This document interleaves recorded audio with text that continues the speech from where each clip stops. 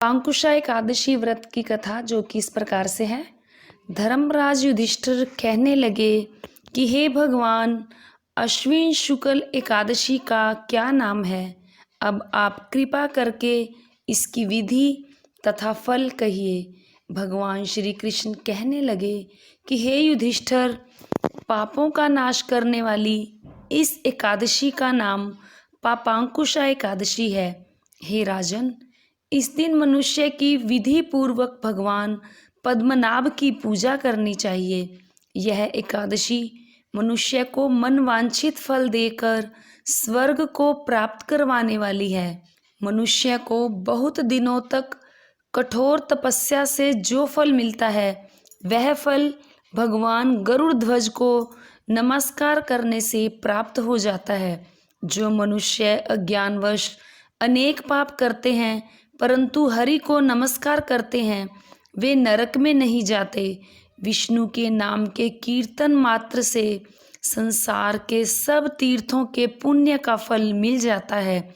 जो मनुष्य शांग्र धनुषधारी भगवान विष्णु की शरण में जाते हैं, उन्हें कभी भी यम यातना नहीं भोगनी पड़ती। जो मनुष्य वैष्णव होकर शिव की और शैव होकर विष्णु की निंदा करते हैं, वे अवश्य नरकवासी होते हैं। सहस्त्रों वाजपेयी और अश्वमेध यज्ञों से जो फल प्राप्त होता है, वह एकादशी के व्रत के 16वें भाग के बराबर भी नहीं होता है। संसार में एकादशी के बराबर कोई पुण्य नहीं है। इसके बराबर पवित्र तीनों लोकों में भी कुछ नहीं है। इस एकादशी के बराबर कोई व्रत नहीं। जब तक मनुष्य पद्मनाभ की एकादशी का व्रत नहीं करते, तब तक उनकी देह में पाप वास कर सकते हैं। हे राजेंद्र, यह एकादशी स्वर्ग, मोक्ष, आरोग्यता, सुंदर स्त्री तथा अन्न और धन को देने वाली है। एकादशी के व्रत के बराबर गंगा, गया, काशी, कुरुक्षेत्र और पुष्कर भी पुण्यवान नहीं है। हरिवासर तथा एकादशी का व्रत करने और जागरण करने से सहज ही में मनुष्य विष्णु पद को प्राप्त होता है। हे युधिष्ठिर, इस व्रत के करने वाले 10 पीढ़ी मातृपक्ष, 10 पीढ़ी पितृपक्ष, 10 पीढ़ी स्त्री पक्ष तथा 10 पीढ़ी मित्र पक्ष का उद्धार कर देते हैं।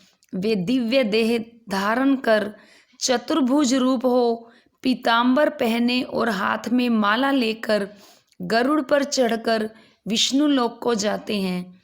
हे नृपोत्तम, बाल्यावस्था, युवावस्था और वृद्धावस्था में इस व्रत को करने से पापी मनुष्य भी दुर्गति को प्राप्त न होकर सद्गति को प्राप्त होता है। अश्विन मास की शुक्ल पक्ष की इस पापांकुशा एकादशी का व्रत जो मनुष्य करते हैं, वे अंत समय में हरि लोक को प्राप्त होते हैं तथा समस्त पापों से मुक्त हो जाते हैं। सोना, तिल, भूमि, गौ, अन्न, जल, छत्री तथा जूती दान करने से मनुष्य यमराज को नहीं देखता।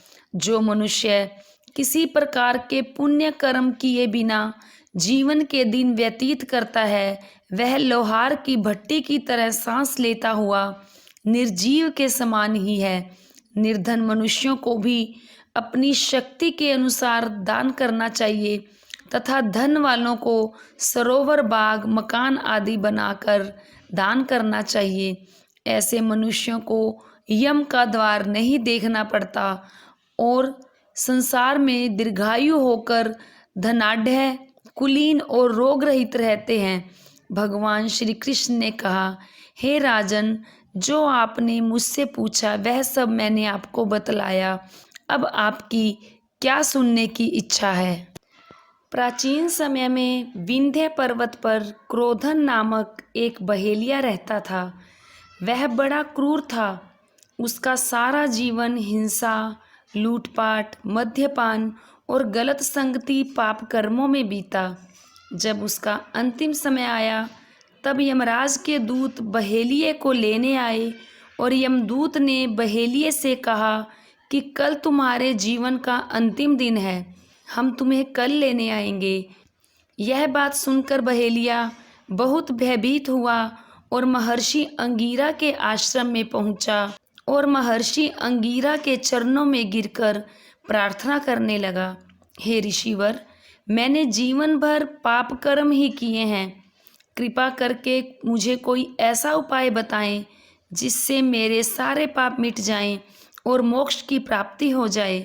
उसके निवेदन पर महर्षि अंगीरा ने उसे अश्विन शुक्ल की पापांकुशा एकादशी का विधि पूर्वक व्रत करने को कहा। महर्षि अंगीरा के कहे अनुसार उस बहेलिये ने यह व्रत किया और किए गए सारे पापों से छुटकारा पा लिया और इस व्रत पूजन के बल से भगवान की कृपा से वह विष्णु लोक को गया।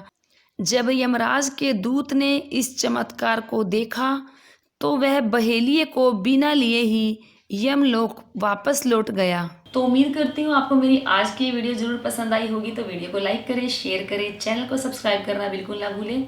हमेशा की तरह अपने सुझाव देते रहिए। आज के लिए इतना ही, फिर मिलते हैं। धन्यवाद। हरे कृष्णा।